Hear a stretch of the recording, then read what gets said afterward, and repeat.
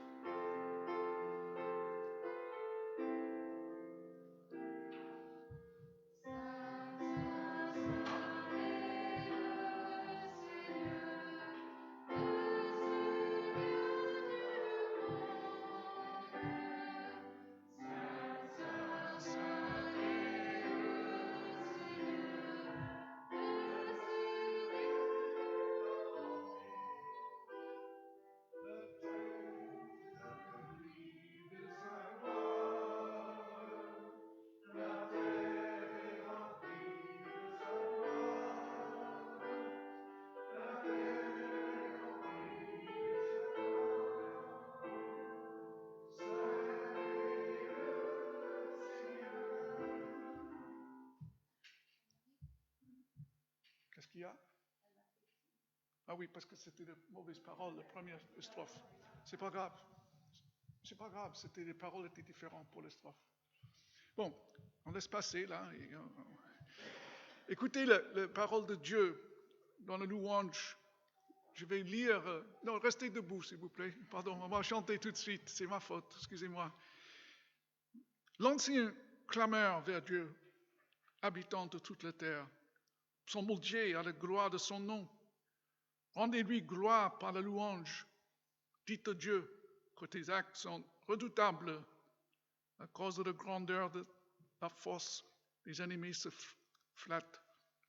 Toute la terre se prosterne devant toi et psalmodier en ton honneur. Elle psalmodier en honneur de ton nom. Chantons le cantique basé sur ce psaume 66. Et nous chantons les 3 premières strophes.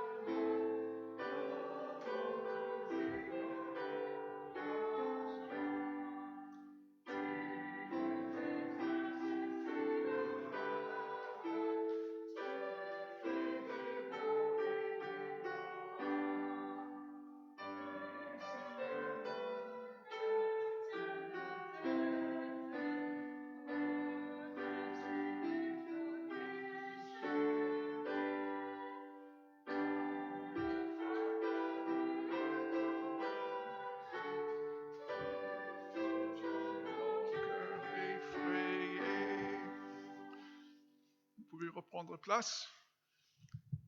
Prions. Seigneur, nous nous inclinons devant toi, devant ta majesté. On vient de chanter combien tu es redoutable.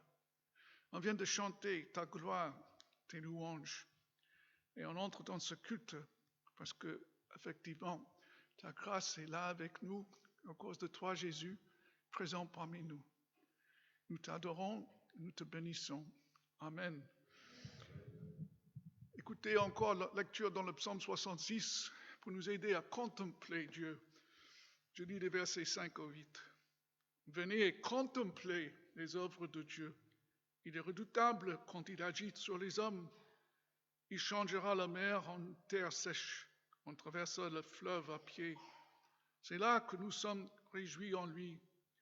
Il domine éternellement par sa puissance. Ses yeux surveillent les nations, que les rebelles ne se lèvent pas. Il y a un cantique de contemplation basé sur le psaume 92 que nous allons chanter.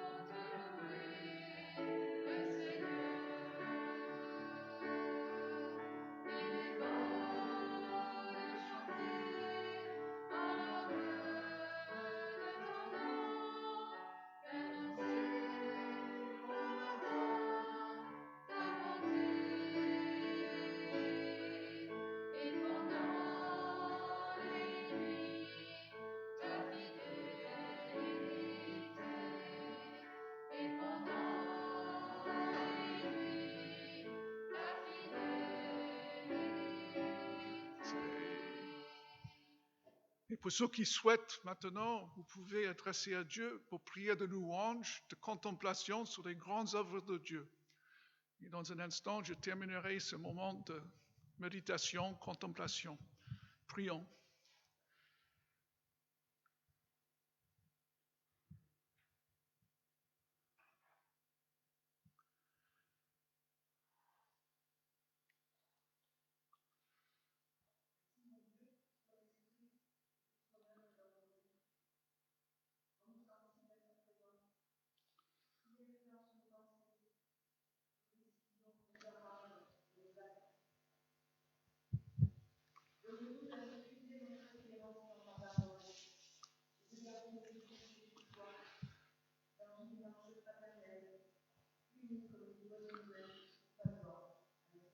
Amen. Père éternel, encore aujourd'hui, nous sommes heureux de pouvoir nous apporter de toi tel que nous sommes. Nous faiblesses, nous manquons de notre aperçoit. Et nous nous adressons à toi, toujours comme les enfants à son papa. Fais notre papa, notre Père. Et durant cette journée, nous demandons de nous conduire de nous guider par ton Saint-Esprit, afin que nous puissions faire la volonté. Ô Seigneur, mon Dieu, merci d'être avec nous. Merci de notre guide, notre papa, notre vertu. Et notre seul désir aujourd'hui, c'est de faire ta volonté qu'il se remplisse. Nous te disons merci pour tout. Et nous te louons et nous te rendons par le précieux nom de Jésus, notre bien-aimé Seigneur et Sauveur. Amen. Amen.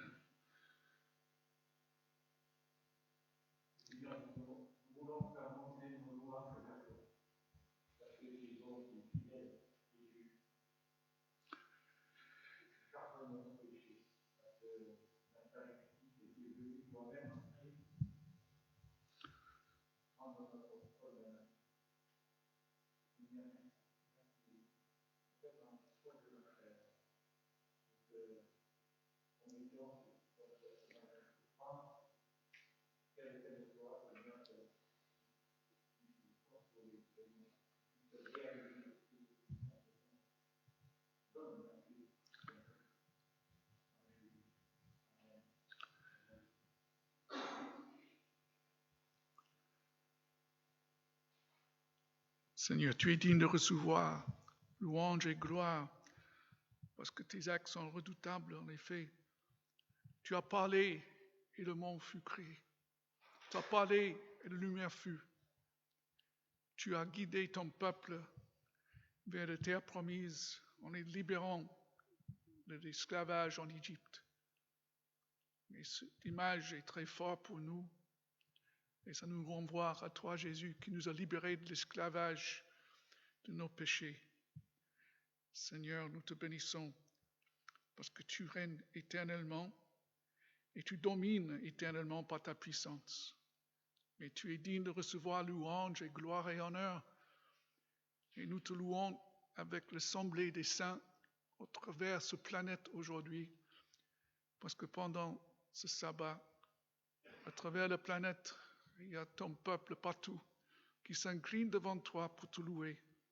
Et nous sommes dans le cœur avec eux, pour ta gloire. Amen. Après avoir loué Dieu et contemplé ses œuvres, on se sent tout petit. Et on voit que ce qu'on vient de dire n'est pas vraiment conforme à nos propres vies. On reconnaît qu'on est des pécheurs. Et donc le psalmiste continue avec le psaume 66, avec une confession de péché. Peuple, bénissez notre Dieu. Faites entendre vos voix pour sa louange. Il amène notre âme à la vie. Il n'a pas exposé notre pied à chanceler. Car tu nous as sondés, ô Dieu. Tu nous as éprouvés comme on éprouve l'argent. Tu nous avais amenés dans le filet. Tu avais mis sur nos reins un pesant fardeau. Tu avais fait chevaucher des hommes à notre tête. Nous avions passé par le feu et par l'eau, mais tu nous as fait sortir pour nous donner l'abondance. Prions. Seigneur, après cette lecture, nous connaissons chacun des épreuves qu'on a passées dans notre vie. Le feu et la mer, ici symbolisés par toutes ces épreuves. Dans ta providence, tu laisses ton peuple souffrir. Et pourquoi? C'est le pourquoi d'un enfant qui se tourne vers ses parents. Pourquoi? Notre pourquoi n'est pas le pourquoi d'un révolté, comme si tu devrais nous rendre des comptes. Mais nous savons pourquoi. Parce que toute chose concourt pour notre bien, pour ceux qui t'aiment. Nous savons qu'en tant que pécheurs, parfois, il faut une épreuve pour montrer l'attitude de notre cœur. Parce qu'avec les maladies qui nous frappent, avec le perte de quelqu'un qui est proche, avec le chômage, avec les pandémies, avec les rumeurs de guerre, ça révèle si nous sommes apaisés dans ta présence et confiants en toi, ou est-ce que nous sommes angoissés et remplis d'amertume. Et Seigneur, merci qu'à travers nos épreuves, tu révèles l'état de notre âme, afin qu'on puisse confesser notre péché et te demander pardon. Ça peut revenir et on te demande pardon encore et encore et encore. Même si c'est 7 fois, 70 fois dans la journée. Seigneur, c'est le signe que tu agis dans nos vies. On reconnaît tous qu'on est pécheurs, mais pour les saints qui sont parmi nous, qui ont marché depuis longtemps avec toi, ils voient aussi que cette penchant vers le péché a affaibli avec le passage de temps. Certaines pratiques d'autrefois, ils ne font plus. En fait, Seigneur, tu nous sanctifies à travers notre vie sur cette terre. Parce que nous savons que sans la sanctification, on ne peut pas te voir. Et à cause de toi, Jésus, la sanctification est tout à fait possible parce que le Saint-Esprit nous habite. Alors nous te demandons pardon pour nos péchés d'omission. On aurait dû faire des choses qu'on n'a pas fait. Et péchés de commission où on a trébuché de manière soudaine. On n'avait pas prémédité ce péché. Mais parfois, on garde les péchés cachés dans nos cœurs, de différentes sortes. Et en pensant que personne ne les voit. Mais toi, tu les vois. Et Seigneur, fais qu'on soit humble. Fais de nous, Seigneur, tes enfants qui sont aptes à confesser. Et qu'on ne cherche pas à dissimuler notre péché. Seigneur, pardonne nos convoitises. Pardonne nos mensonges. Pardonne, Seigneur, le fait que nous ne voulons pas mourir à notre moi. Nous te demandons en ton nom, Jésus. Amen.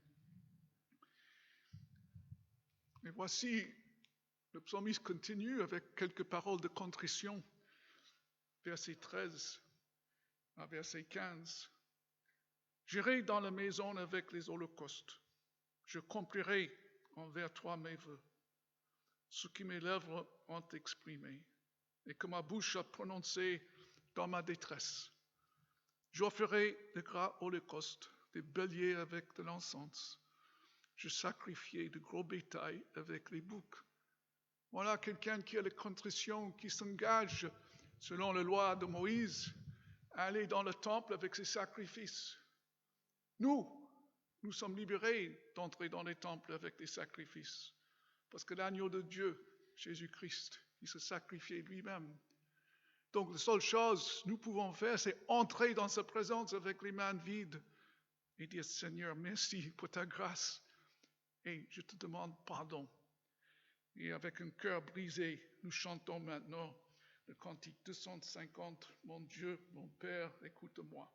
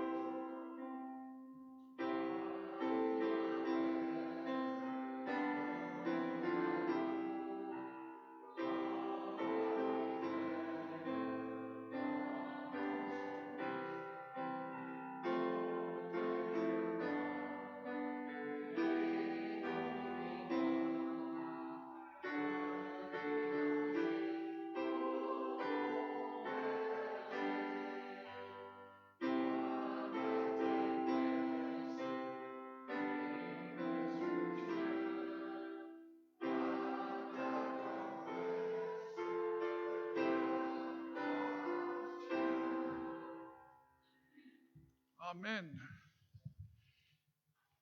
Après avoir confessé nos fautes, nos péchés, le psalmiste continue avec des versets 16 à 20 pour conclure le psaume, qui en fait c'est l'annonce du pardon. Je vous invite à vous lever pour l'annonce du pardon. Je vous invite à vous lever.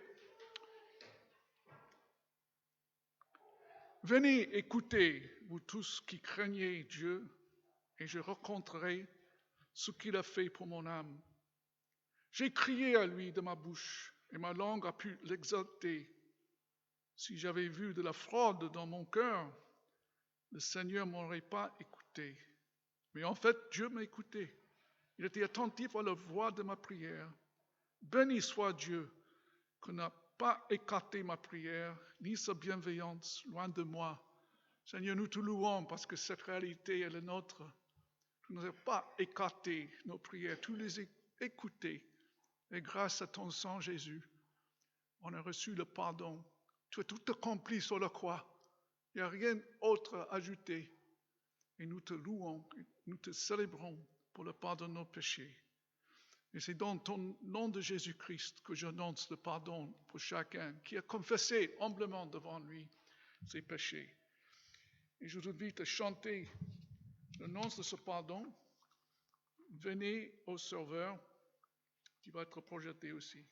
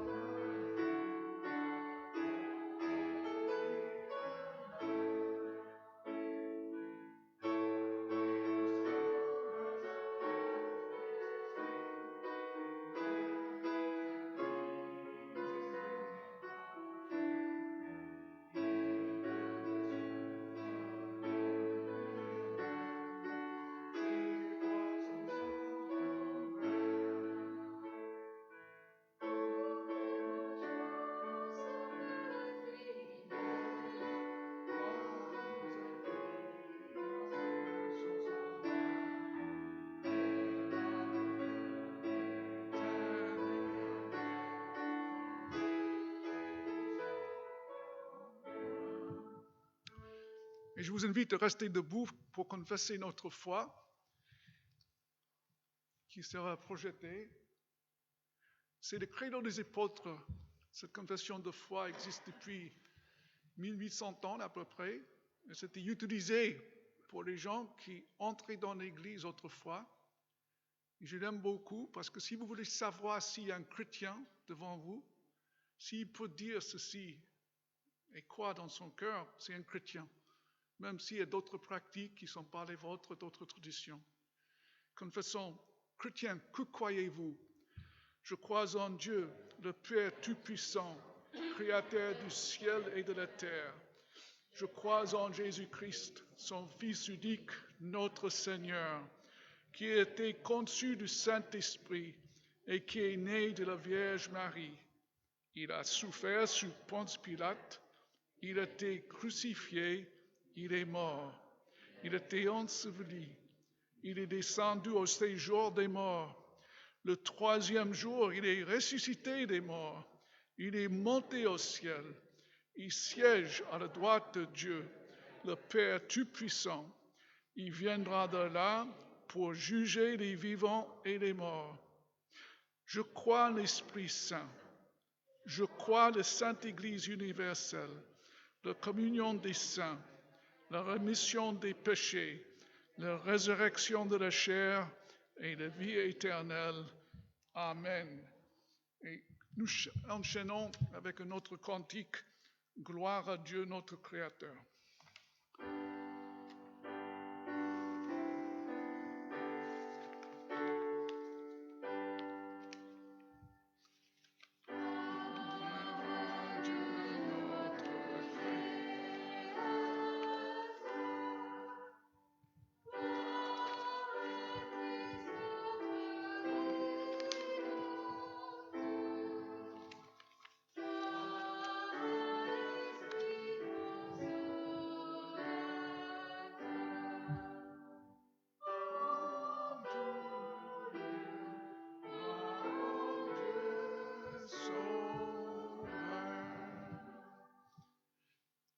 Prenez place.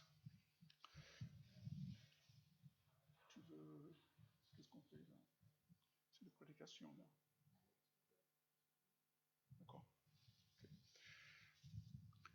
Si vous avez vos Bibles, c'est le moment de méditer la parole de Dieu. Et j'ai pris dans le prophète Jérémie une prophétie dans le 31e chapitre, Jérémie 31. Et je vais lire en deux parties de ce psaume, de ce prophétie, les versets 10 à 17 et encore le 31 à 34.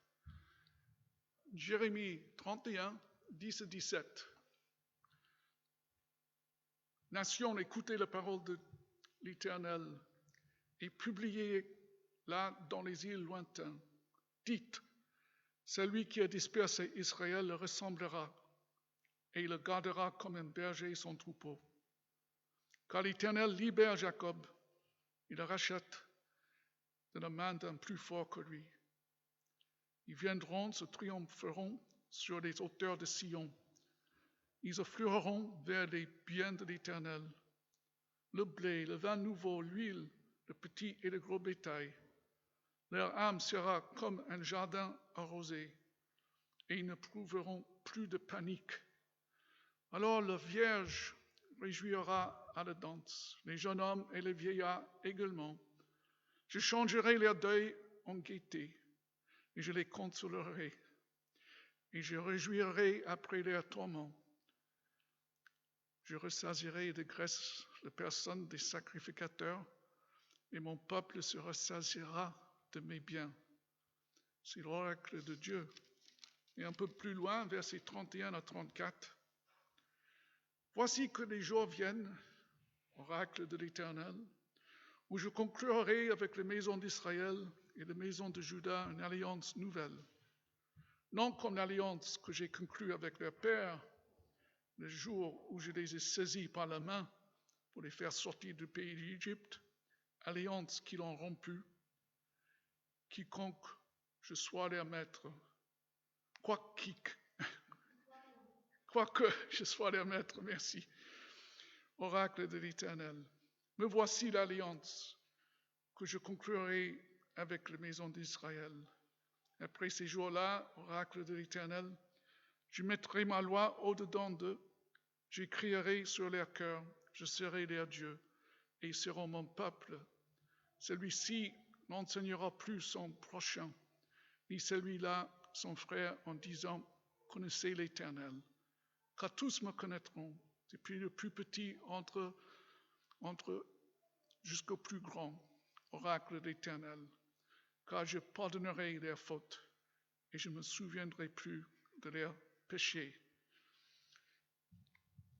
Jusqu'ici, la lecture de la parole de Dieu, et nous chantons comme un souffle fragile. Merci. C'est le 222. Et on reste assis pour chanter.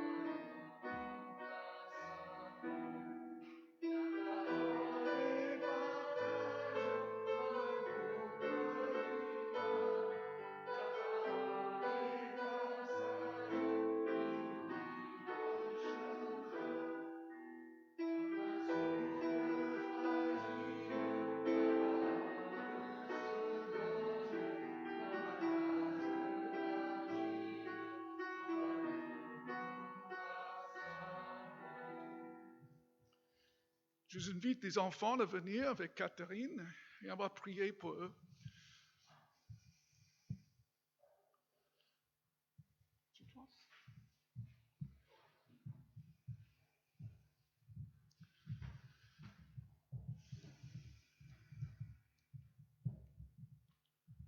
Vas-y, mets-toi devant.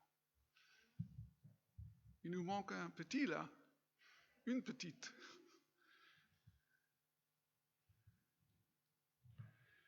Seigneur, quelle joie de voir les enfants. C'est comme on vient de lire ici, il y a quelques instants, les plus petits jusque le plus ancien parmi nous vont te louer. Seigneur, quelle joie et quel privilège est le nôtre que tu nous as donné, les enfants. Et c'est à nous de les instruire dans tes voies.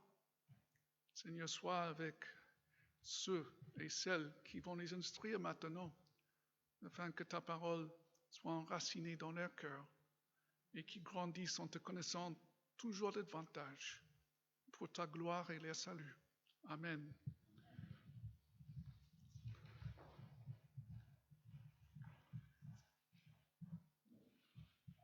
Je vois que j'ai sauté quelques versets que j'avais prévus à lire en Jérémie 31.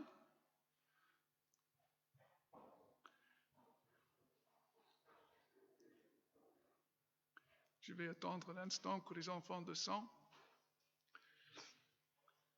Donc, je vous prie de me pardonner parce que j'ai oublié de lire des versets 15 à 17 que j'avais annoncés tout à l'heure. Et donc, je reprends la lecture comme un post-scriptum, si j'ose dire, de cette lecture. Ainsi parle l'Éternel. On entend des cris à Rama, des sanglots de larmes amères. Rachel pleure ses fils. Elle refuse d'être consolée sur ses fils, car ils ne sont plus. Ainsi parle l'Éternel. Retiens les pleurs de ta voix, les larmes de tes yeux, car il y aura un salaire pour tes actions, oracle de l'Éternel. Ils reviendront du pays de l'ennemi. Il y a de l'espérance pour ton avenir, oracle de l'Éternel. Tes fils reviendront dans les frontières. Jusqu'ici, la lecture de la parole de Dieu. Seigneur, merci de nous accorder par ta grâce à méditer ta parole et par ton esprit de nous accorder sagesse et discernement. Chacun de nous vient avec nos joies et nos peines. On vient avec nos difficultés.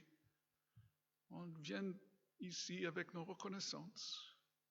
On vient devant toi avec nos échecs, nos espérances.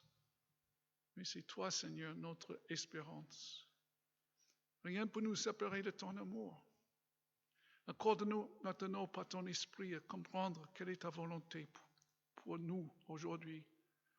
Seigneur, accorde-moi de donner les méditations de mon cœur et les paroles de ma bouche. Ces paroles pour instruire ton peuple et pour te plaire. Par Jésus-Christ, Amen.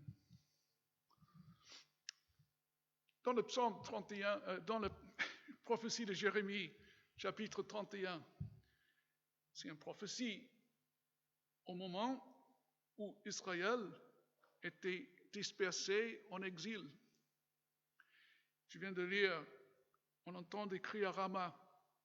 Rama, c'est un petit village à quelques kilomètres au nord de Jérusalem.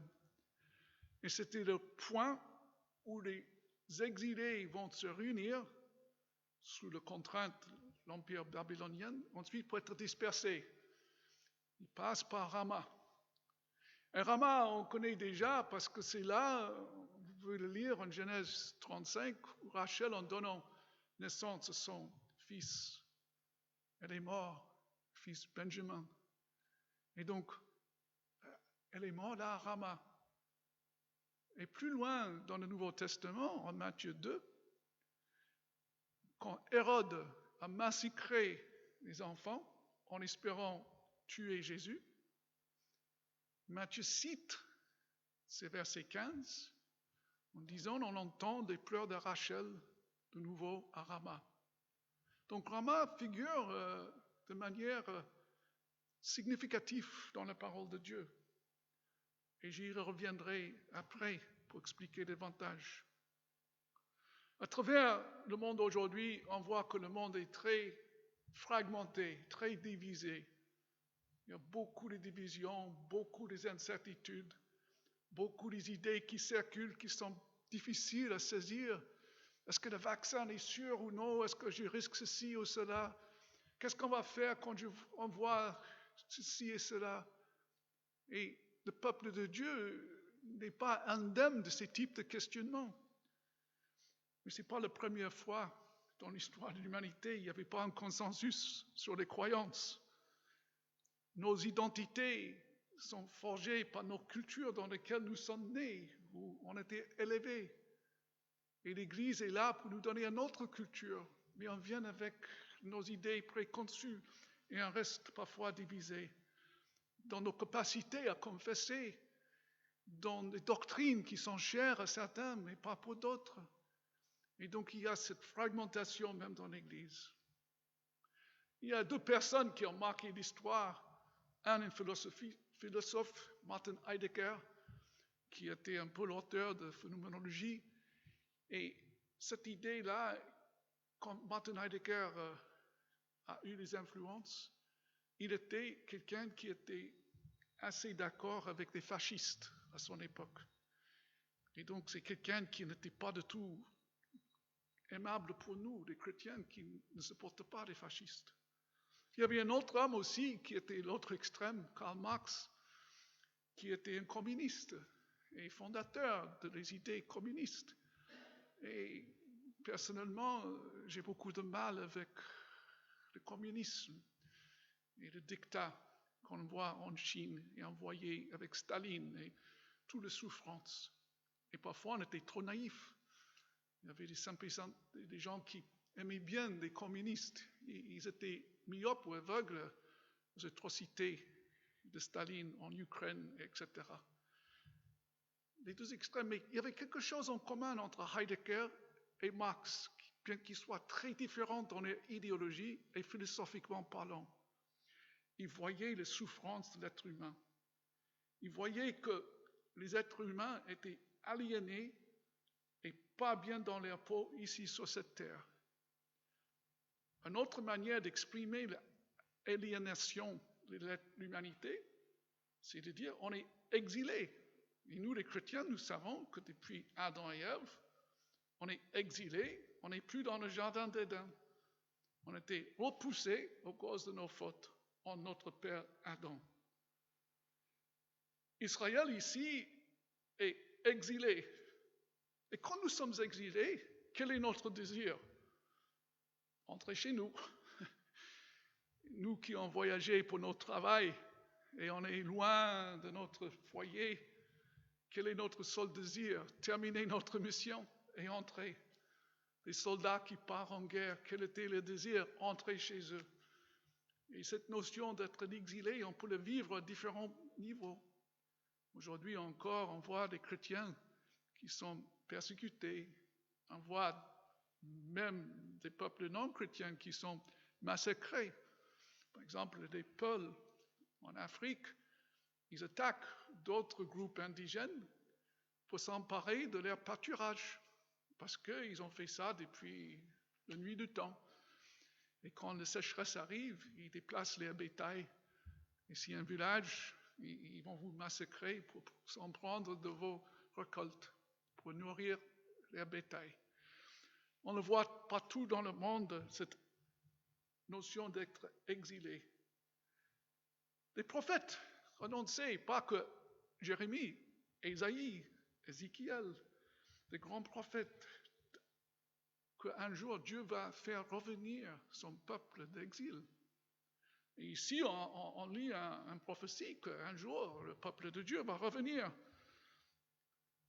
Et le peuple de Dieu était dans la joie et dans l'attente, en attendant l'accomplissement de cette prophétie. Bien que Jérusalem était saccagée, y croyez. Et vous dites, mais alors, cette histoire, pourquoi il y a l'importance pour moi aujourd'hui? Après tout, on raconte une histoire qui était de 513 à 560 avant l'ère de Jésus-Christ. Ça fait plus de 2500 ans, ces histoires. Quel impact pour moi? Je vais vous suggérer pas mal d'impact. Parce que ces prophéties sont exagérées. Par exemple, en Ézéchiel 36, il parle d'un nouveau cœur et que la terre desséchée va devenir un paradis. En Ézéchiel 35, il y aurait l'eau dans le désert et Éden va être restauré. En Ézéchiel 19, Israël, Égypte et les Assyriens vont être tous ensemble à table. Et on peut multiplier des exemples. Question rhétorique, est-ce qu'on a déjà vu dans l'histoire l'accomplissement de ces prophéties? La réponse est nette, non, jamais. Ces prophéties sont des exagérations de rétablissement du jardin d'Éden. Et on peut parfois lire ça en disant, on attend toujours que Dieu rétablisse ceci et cela. Mais notre lecture de la Bible peut être faussée par nos idées préconçues. Et je vous suggère que c'est nous, les pasteurs, qui sommes des fautifs. Parce qu'on ne vous enseigne pas correctement la parole de Dieu. On a une grande responsabilité pour les dérapages du peuple de Dieu dans leur interprétation et compréhension.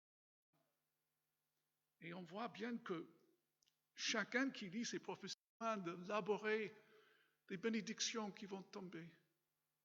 Sachant que Dieu éternel aurait toujours eu des choses à faire et des choses à découvrir. On a perdu ce jardin. Et il y a un vide dans notre cœur. Récemment, il y a un vaisseau qui est parti et s'est tiré sur Mars. C'est dans les journaux ces jours-ci. Et ils avaient amené avec eux un hélicoptère. Ils n'ont pas encore volé. Mais cet hélicoptère peut voler sur Mars normalement, parce qu'il y a une atmosphère sur Mars. Je viens d'entendre qu'il y a un industriel qui avec son entreprise qui fabrique des fusils. Et ils vont lancer une mission vers la Lune ici, 2024, avec le désir d'aller jusqu'au Mars en 2030 ou quelque chose comme ça. Alors, imaginons-vous qu'il y a Paul, qui est l'astronaute là, avec Alain, et ils voyagent jusqu'à la Lune. Ils arrivent. S'ils ouvrent la porte, parce qu'il y a une petite atmosphère sur la Lune ou sur Mars, est-ce qu'ils vont être chez eux ou non? Non.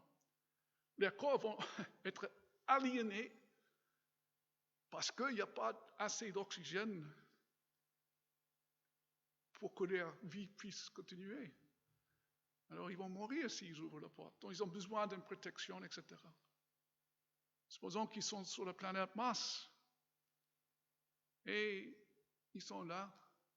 Est-ce qu'ils vont se sentir bien dans ce grand désert pour explorer? Peut-être au départ, mais au bout d'un certain temps, ils aimeraient bien rentrer sur la Terre parce qu'ils ne sont pas bien, ils ne sont pas confortables, toujours en train de se protéger.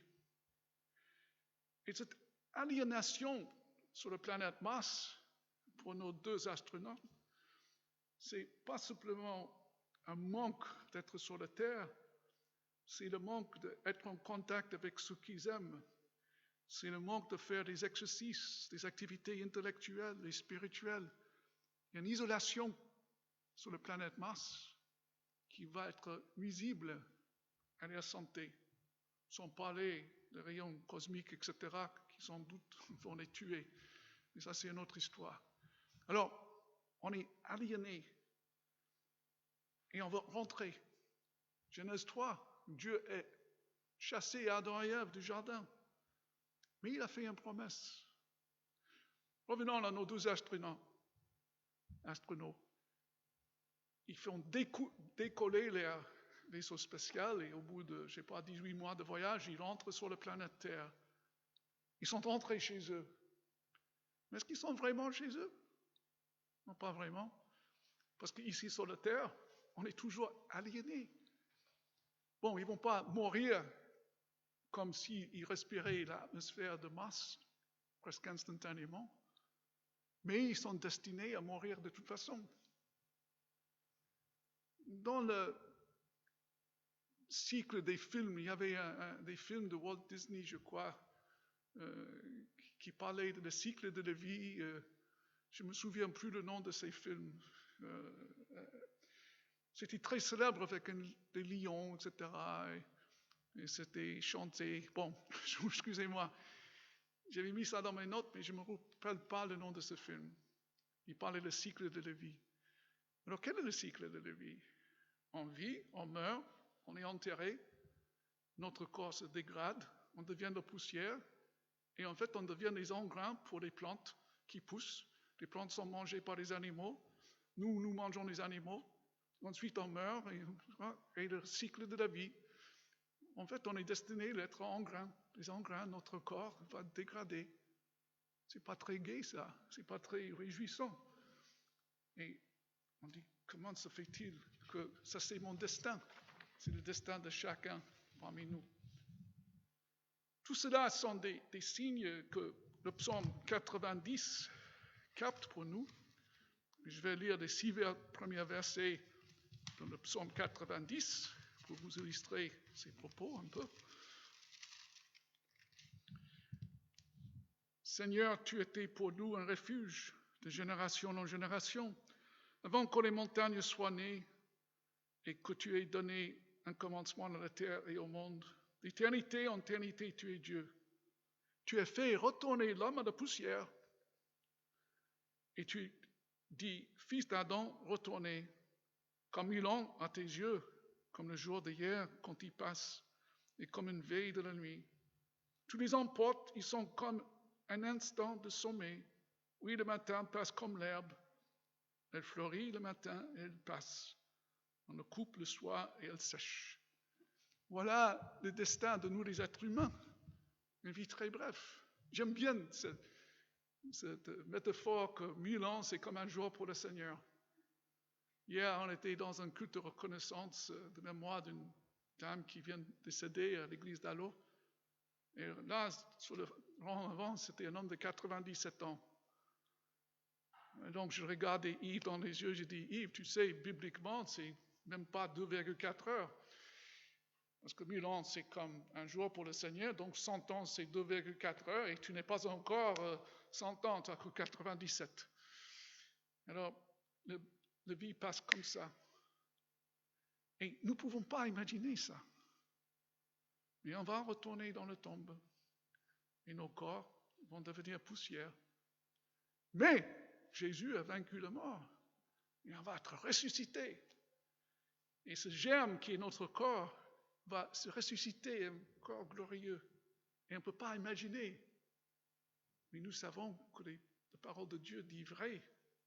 Et à ce moment-là, toutes nos souffrances, tout ce moment d'exilé, d'être des exilés, vont disparaître dans notre mémoire. Il y a des parallèles avec des femmes qui ont accouché, elles se souviennent de la douleur, mais la joie d'avoir l'enfant fait qu'elles sont prêtes à recommencer. Demande-moi un homme ou d'autres hommes de recommencer des souffrances comme ça, on dit non merci. C'est comme une douleur d'un dent dans la bouche, j'ai déjà eu, et pareil que ce type de douleur que les femmes subissent. J'ai dit non merci, pas encore. Moi je ne suis pas prêt à faire ça de nouveau. Alors, là, on est dans un monde, et il y a un écrivain anglais, C.S. Lewis, il a dit quelque chose que je trouve intéressant. Il a dit, le fait que vous avez faim n'est pas de certitude que vous allez manger, mais c'est la certitude que la nourriture existe. Le fait que vous n'êtes pas bien ici sur cette terre et vous espérez d'autres choses, vous n'allez peut-être pas le recevoir ici sur cette terre, mais c'est la preuve que ces choses existent. Le fait que vous sentez cette vide, c'est la preuve tangible pour vous qu'il y a d'autres choses insaisissables pour le moment. Et pour nous les chrétiens, cette chose insaisissable, c'est les promesses de Dieu de tout restaurer. Vous avez remarqué, dans notre exil, on va essayer de remplir notre vie d'activités, des choses matérielles, nos enfants, le travail, en espérant combler le vide. Et c'est vrai, pendant un instant, on ne ressent plus le vide. Mais petit à petit, tout cela est enlevé. Depuis 3-4 ans, j'ai perdu 4 très proches amis, 4 hommes. Mon meilleur ami, mon deuxième meilleur ami, et 2 autres très bons amis. Et donc, j'ai moins en moins des très proches amis, parce qu'ils commencent à disparaître. Et c'est difficile. Et on est en douleur. Chacun de vous en expérimentez peut-être dans vos vies. Alors, comment on peut de nouveau entrer dans le jardin d'Éden? Comment on peut y retourner? Jérémie, en chapitre 31, il donne un indice. Quand il disait en verset 11, « Quand l'Éternel libère Jacob, il le rachète de la main de plus fort que lui. » La notion de le racheter de la main plus fort que lui, c'est une référence au Satan, plus fort que nous, et l'intervention de Dieu pour nous racheter et nous libérer de cette contrainte que Satan a sur nous par nos péchés. Et Christ est venu pour briser nos chaînes. On vient de le célébrer. Et en faisant ça, Christ sur la croix, qu'est-ce qui se passe selon Matthieu 2? Il vient et c'est lui le vrai Rachel. C'est lui qui accomplit les larmes de Rachel. Ces larmes finalement sont séchées par Jésus-Christ. Il a pleuré la mort de son fils. Israël pleurait à Rama d'être en exil. Et en Matthieu 2, verset 18, 16 à 18, à ce moment-là, c'est annoncé que Christ, il accomplit ce que Rachel a fait en pleurant pour ses enfants. Christ était exilé avec ses parents en Égypte. Ils sont revenus. Il est marché sur cette terre et tout le monde le rejetait. Sa propre famille pensait qu'il était fada. Les disciples l'ont abandonné. Personne ne comprenait. Le peuple qui le louait une semaine avant sa mort, une semaine après, crucifiez-le. Parce que son peuple avait des attentes, ils avaient des interprétations bibliques qui étaient fausses à cause de leurs pasteurs à cette époque. Qu'ils avaient enseigné que le désir de Dieu c'était rétablir Israël comme une puissance militaire et économique. Bientôt, on va fêter Pentecôte. Et c'est vraiment intéressant pour moi de voir que le jour de Pentecôte, Pierre lit une prophétie de Joël. Et quand je parle avec certains pasteurs, et je dis, qu'est-ce que vous faites avec le jour de Pentecôte et la prophétie de Joël? Ils restent silencieux. Pourquoi? Parce que pour eux, ce n'est pas accompli encore. Ils attendent qu'Israël soit rétabli et le temple soit rebâti. Et ils ne comprennent pas, ils n'ont pas vu la lune devenir rouge et le soleil obscurci. Et pourtant, Pierre dit, c'était accompli ce jour-là. Bon, je ne vais pas prêcher une prédication sur le Pentecôte, mais sachez quand même, cette prophétie a été accomplie le jour de Pentecôte. Et un petit indice pour vous aider, les luminaires que Dieu a placés dans le ciel à la création, il a placé comme des signes des puissances et de marquer les saisons. Et donc, Babylone avait ces signes, et Dieu a jugé Babylone, et donc les puissances célestes représentent les puissances politiques et économiques de cette terre, et Dieu est en train de juger Israël et écarter ses pratiques religieuses avec cette prophétie accomplie. Ça, c'est quelque chose qui n'est pas courant dans nos assemblées, mais c'est cohérent avec la Bible. Alors Christ est venu pour accomplir tout cela et nous libérer. Ce n'était pas pour nous rendre esclaves de nouveau. C'est pourquoi il y a toujours ces exhortations à vous bénir ainsi, monsieur. Et ces pasteurs roulent dans des grosses voitures, etc. C'est soi-disant l'évangile de la prospérité. Et quand j'entends certaines idées comme ça, c'est vrai que je proteste, comme un bon protestant. Protestamentum, pour un témoignage. Je témoigne contre ces choses-là. Alors, Jésus-Christ, il était exilé pour nous, tout à travers sa vie, et l'exil ultime, si j'ose dire, c'était sur la croix. Pourquoi? Parce que la terre a rejeté Jésus-Christ. Ils n'ont pas voulu son message. La lumière est venue et le monde préférait les ténèbres. Et donc ils étaient myopes et aveugles à la lumière qui était parmi eux. Mais le ciel était fermé à Jésus-Christ quand il était sur la croix. Pourquoi? Parce qu'il avait pris sur lui notre péché. Il pleurait, il criait vers Dieu et Dieu gardait le silence. Et donc, il était élevé de la terre, pas de place, suspendu dans l'air entre la terre et le ciel.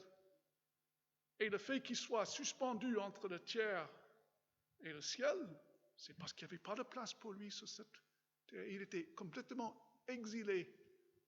Alors, il comprend vos souffrances et vos désirs d'entrer dans le jardin d'Éden. Alors, si vous confessez avec votre bouche et si vous croyez dans votre cœur que Jésus-Christ est mort et ressuscité d'entre les morts, vous êtes sauvés. Et donc, vous avez la certitude de ne plus être exilé. Figurez-vous, dans le Nouveau Testament, allez plus loin, l'apôtre Paul, il annonce quelque chose. Il dit, tout ce que le Christ a expérimenté, vous, en union avec lui, vous l'avez expérimenté. Et quelles sont ces choses? Sa vie active sur la terre, toute son obéissance, c'est la vôtre. Sa vie passive, quand il est mort, vous êtes mort en lui. Le fait qu'il reprenne la vie, il est ressuscité, vous êtes ressuscité en lui. Le fait qu'il soit monté au ciel, assis à la droite de Dieu, vous êtes monté au ciel, assis à la droite de Dieu le Père aussi. Alors, rien ne peut vous séparer de l'amour de Dieu. Chacun de vous qui est un parent, qu'est-ce qui peut séparer vos enfants de votre amour? L'espace, le temps, la distance, la maladie, rien. Nos enfants peuvent dire toutes sortes de choses, s'ils souhaitent, par la grâce de Dieu, j'espère que ce n'est pas le cas, Mais nous aimons nos enfants coûte que coûte. Même s'ils se dérapent, on est prêt à le reprendre. Parce qu'il ne peut pas détruire notre amour, comme on ne peut pas le faire non plus. Dans l'Apocalypse, Dieu fait une promesse à travers ce que Jean a vu. Et j'ai vu le Nouvelle Jérusalem qui descend sur la terre. Et il n'y avait plus besoin de soleil parce que c'était Christ de lumière. C'est le symbole, il ne faut pas le lire de manière littérale. C'est une symphonie visuelle. C'est très important de ne pas tomber dans le piège d'interpréter ça matériellement. C'est spirituellement. Et tous nos larmes ont été essuyées. Tout le cosmos renouvelé.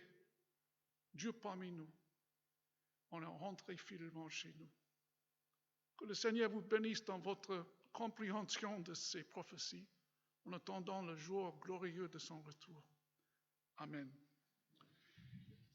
Seigneur, nous nous inclinons devant toi avec reconnaissance pour ta parole. Elle est riche et profonde et une bénédiction pour chacun de nous. Seigneur, nous te prions et nous te demandons de faire en sorte qu'on puisse retenir ce qui est bon pour notre sanctification et de manière qu'on croisse dans ta grâce et qu'on oublie le reste. Pour ta gloire et pour notre bien-être en Jésus-Christ. Amen.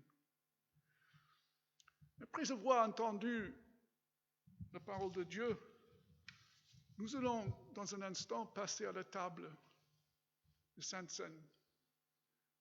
Dieu donne des symboles réels pour nous rappeler des choses invisibles spirituelles. Question rhétorique, pourquoi le soleil brille tant? Parce que Dieu est tout glorieux et vous ne pouvez pas vous approcher du soleil ni le regarder en face sans être détruit. Parce que Dieu, on ne peut pas entrer dans sa présence qui est un Dieu dévorant, feu dévorant. Mais si vous êtes protégé, vous pouvez regarder le soleil. Jésus-Christ nous protège contre cela. Le jour de Pentecôte, le Saint-Esprit descend sur l'Église en langue de feu. C'était un signe de jugement quand le feu tombe du ciel. Pensez à Élie avec les balles. Le feu tombe sur l'Église sans le consommer. Parce que l'Église était purifiée. Et puisqu'on est un or pur, le Saint-Esprit peut venir sur nous, sans nous consommer, parce que Dieu est saint, saint, saint. Si on entre dans la présence de Dieu sans cette purification, on va être brûlé vif, si j'ose dire, comme ça. Et donc, ces prophéties et l'accomplissement de ça en Christ nous envoient vers d'autres symboles. Le symbole de sa mort, le corps brisé sur la croix, le pain, son sang qui coule, le coupe. Nous venons partager le corps et le sang de Christ. Nous ne pensons pas, nous les protestants, que c'est une transformation du pain et du vin littéralement en corps et sang, mais nous mangeons le corps de Christ et nous buvons son sang par la foi. Ça veut dire que nous nous sommes concentrés sur le sacrifice de Christ une fois pour toutes.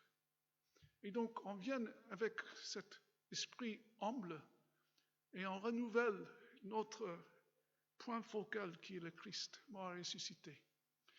Si vous croyez cela, si vous confessez cela, vous invitez à cette table. Si vous ne le confessez pas, il ne faut pas venir.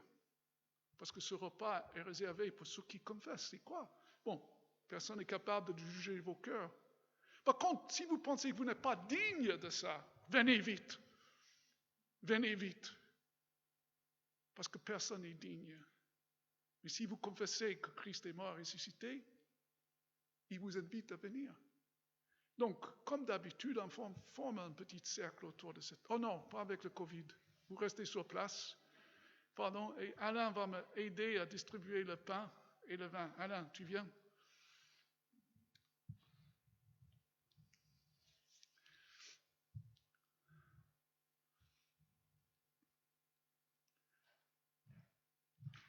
Prions.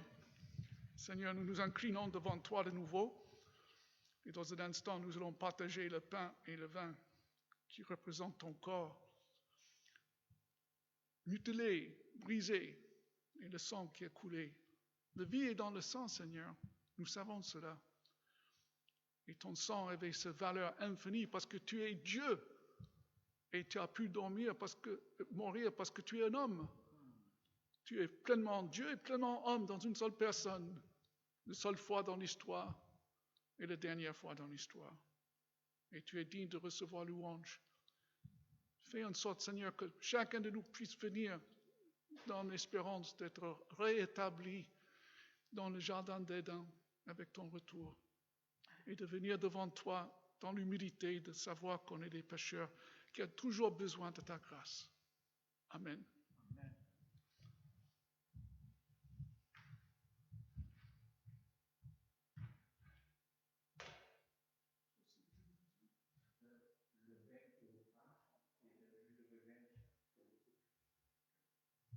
Sur les coupes, il y a un cercle extérieur qui est le jus de raisin. À l'intérieur, c'est le vin. Vous avez le choix. La nuit où Christ fut livré, il a pris du pain. Et après avoir rendu grâce, il le rompu en disant, ceci est mon corps qui est donné pour vous. Faites ceci en mémoire de moi, chaque fois que vous en mangez. Parce que chaque fois que vous en mangez ce pain et vous buvez ce coupe, vous le faites en mémoire de moi, jusqu'à ce que je revienne. De même manière, après le souper, il a pris le coupe. Il dit, cette coupe est une alliance en mon sang, une alliance nouvelle en mon sang. Comme on vient de lire là, Dieu va établir une nouvelle alliance. Pas comme l'ancienne alliance, qui demandait des sacrifices tous les jours, tous les jours. Et cette nouvelle alliance est le nôtre en Jésus-Christ, établie par son sang précieux. Tout est prêt, prenez-en tous, buvez-en tous, au nom de Jésus-Christ. Alain va distribuer le pain, et moi je vais suivre avec le coupe. Mais on va laver nos mains d'abord, on va stériliser, je ne sais pas quoi. On va utiliser ce produit. Voilà.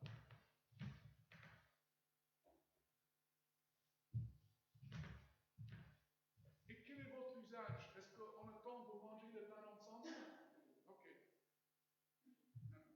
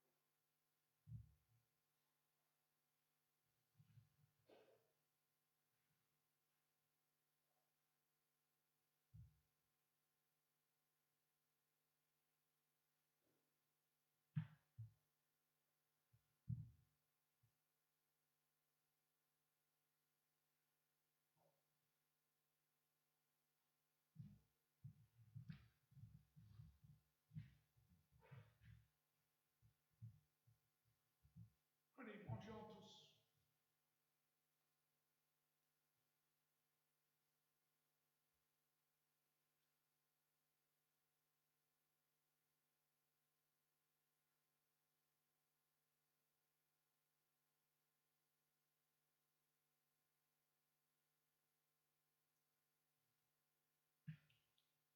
Voici le coupe qui symbolise le sang de notre Seigneur Jésus-Christ.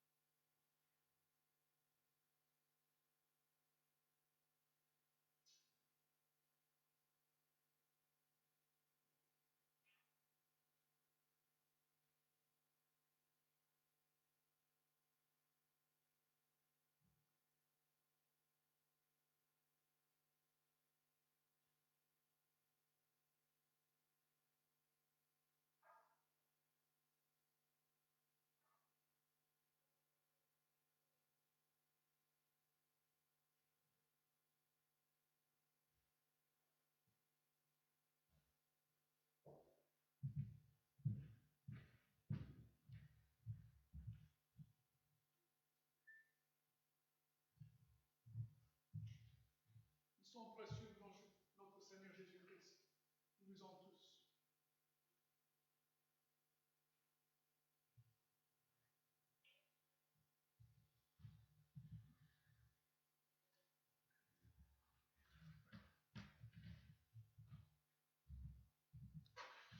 Seigneur, nous te bénissons pour ce moment de partage de Sainte Seine en ton nom.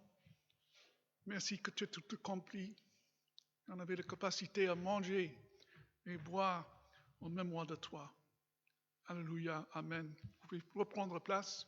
Alain va circuler pour ramasser.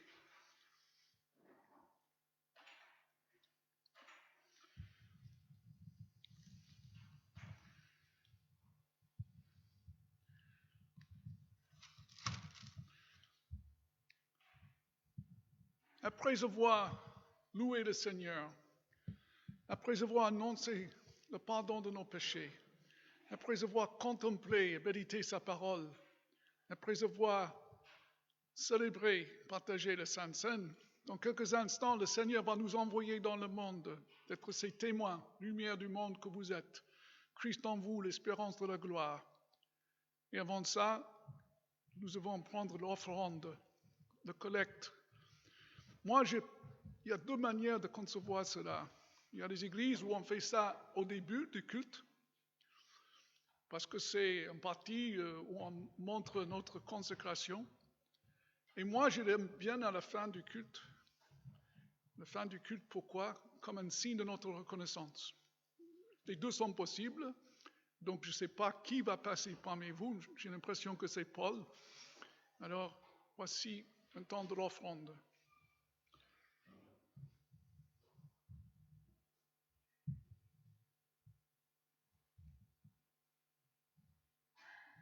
Paul?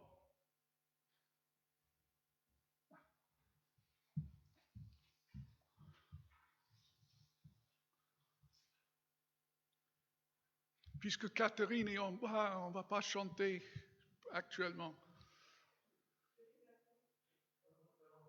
Comment? Ah, d'accord. Mais on va chanter après.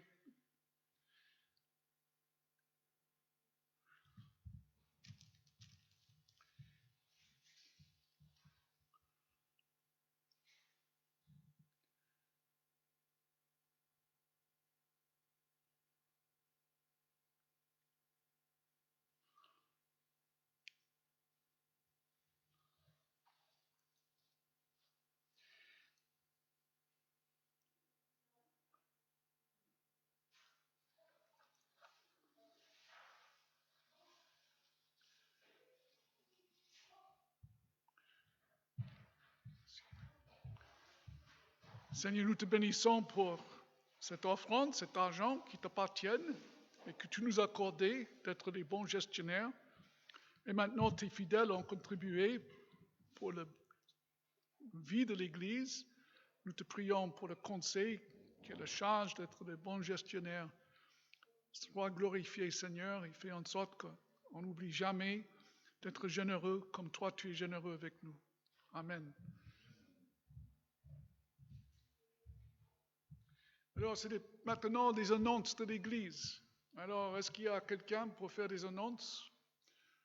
Anne-Marie, Catherine, Alain, il y a des choses à annoncer? On n'entend pas, Anne-Marie, viens. Attends, comme ça les gens sur le vidéo peuvent entendre. Vas-y. L'étude biblique qui va reprendre le mardi à 20h comme d'habitude et la réunion de prière le vendredi à 20h comme d'habitude. Et j'ai mis une affiche là-bas sur le tableau. C'est un site de films chrétiens. Voilà. Donc vous pouvez aller le voir. C'est là qu'on prenait nos films d'habitude lorsqu'on faisait les projections en invitant des gens. Donc il y a possibilité de louer des films directement par Internet.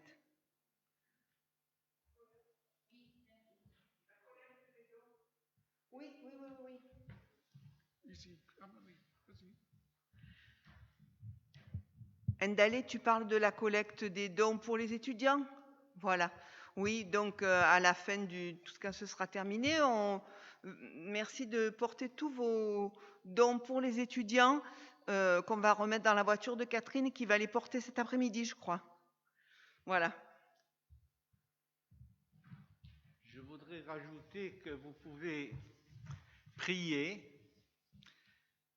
pour ceux qui ne le savent pas, qui ne prient pas encore pour Dominique, notre frère qui est là donc, qui sera opéré après-demain d'un cancer.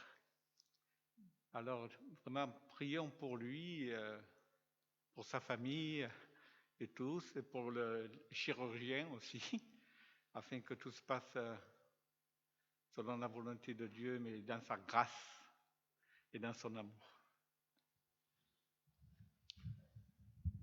Après ces annonces, nous allons passer un moment d'intercession maintenant.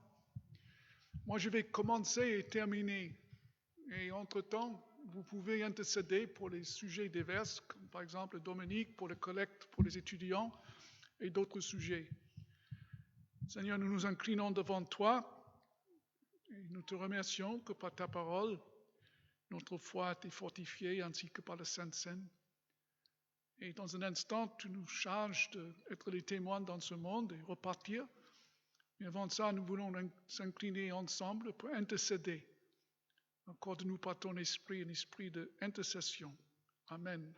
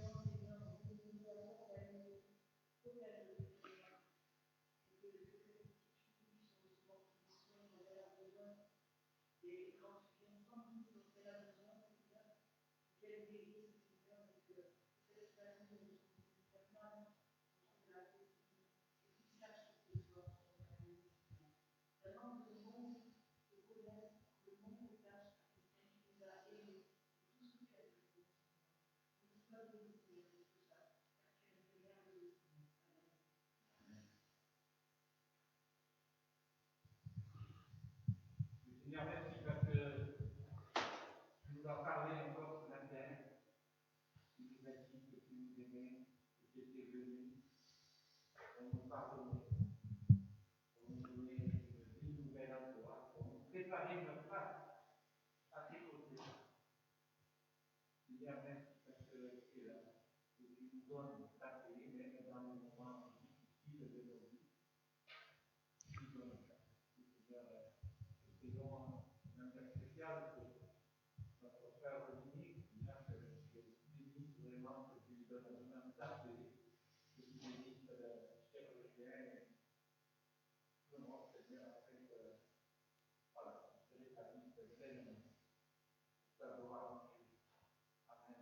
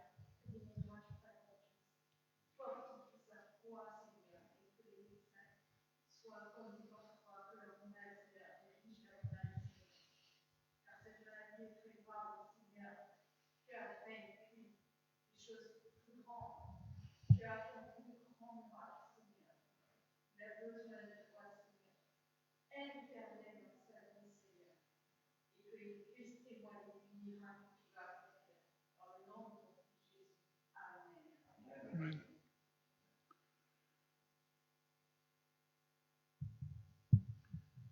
Seigneur, tu viens d'entendre les prières dites autrefois et d'autres prières dans le silence des cœurs.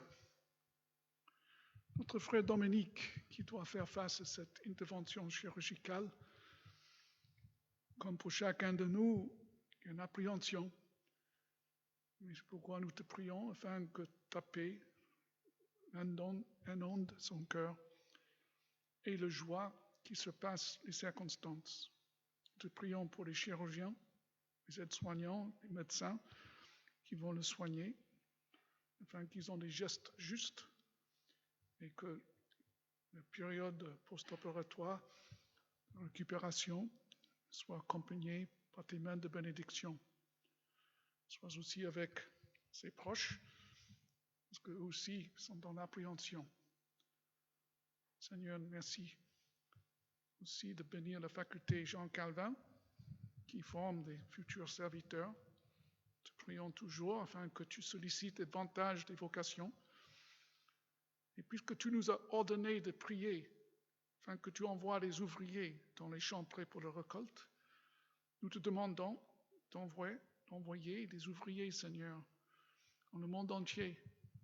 Veuille bénir ces efforts missionnaires qui sont invisibles à nous les Occidentaux, dans les autochtones, dans certains pays. Seigneur, sois avec l'Église persécutée, parce que les persécutions montent chaque année et augmentent chaque année. Néanmoins, ton royaume s'élargit. Et Seigneur, nous te bénissons que rien ne peut arrêter la venue de ton royaume. Seigneur, Satan est comme une bête sauvage qui est enragé, blessé. Il rôde pour dévorer ce qui peut. Seigneur, merci que nous sommes tes brebis, et bien que nous sommes au milieu des loups, rien ne peut nous éteindre, parce que tu es notre bon berger. Ce n'est pas notre force, Seigneur. C'est ta main protectrice sur nous. Seigneur, accorde-nous toujours de fixer le regard sur toi, d'être toujours reconnaissant, toujours joyeux, de prier sans cesse. Notre thème, que notre pensée se tourne vers toi tout au long de la journée. Seigneur, tu viens d'entendre nos cris de cœur, nos désirs. Quelqu'un a prié pour les communautés ici. Seigneur, c'est vrai qu'il y a un moment difficile maintenant parce que le pasteur Samuel et son épouse Aline vont partir dans un nouveau poste. Et nous te prions afin que tu les gardes et tu les diriges. Et Seigneur, fais venir les serviteurs de ton choix ici, afin que cette Église puisse continuer à marcher selon tes préceptes dans la joie de la communion fraternelle. Seigneur, Merci pour ta fidélité. Seigneur, maintenant nous voulons conclure nos prières d'intercession avec cette prière que tu nous as enseignée. Notre Père qui est aux cieux, que ton nom soit sanctifié, que ton règne vienne, que ta volonté soit faite sur la terre comme au ciel. Donne-nous aujourd'hui notre pain de ce jour. Pardonne-nous nos offenses, comme nous pardonnons aussi à ceux qui nous ont offensés. Et ne nous soumets pas à la tentation, mais délivre-nous du mal, car c'est à toi qui appartiennent le règne, la puissance et la gloire pour les siècles des siècles. Amen. Et je vous invite à vous lever pour recevoir la bénédiction finale. D'abord l'exhortation et ensuite on va chanter un dernier cantique comme un enfant.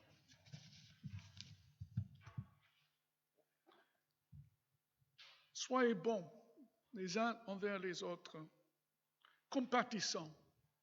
Faites-vous grâce réciproquement comme Dieu vous a fait grâce en Christ. Soyez donc les imitateurs de Dieu comme les enfants bien-aimés et marchez dans l'amour le même que Christ nous a aimés et s'est livré lui-même à Dieu pour nous, une offrande et un sacrifice comme un parfum de bonne odeur.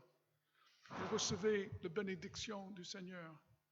À celui qui, par la puissance qui agit en nous, peut faire infiniment au-delà de tout ce que nous demandons ou pensons. À lui la gloire dans l'Église et en Jésus-Christ dans toutes les générations, au siècle des siècles. Amen. Et nous chantons le dernier cantique. 256, non?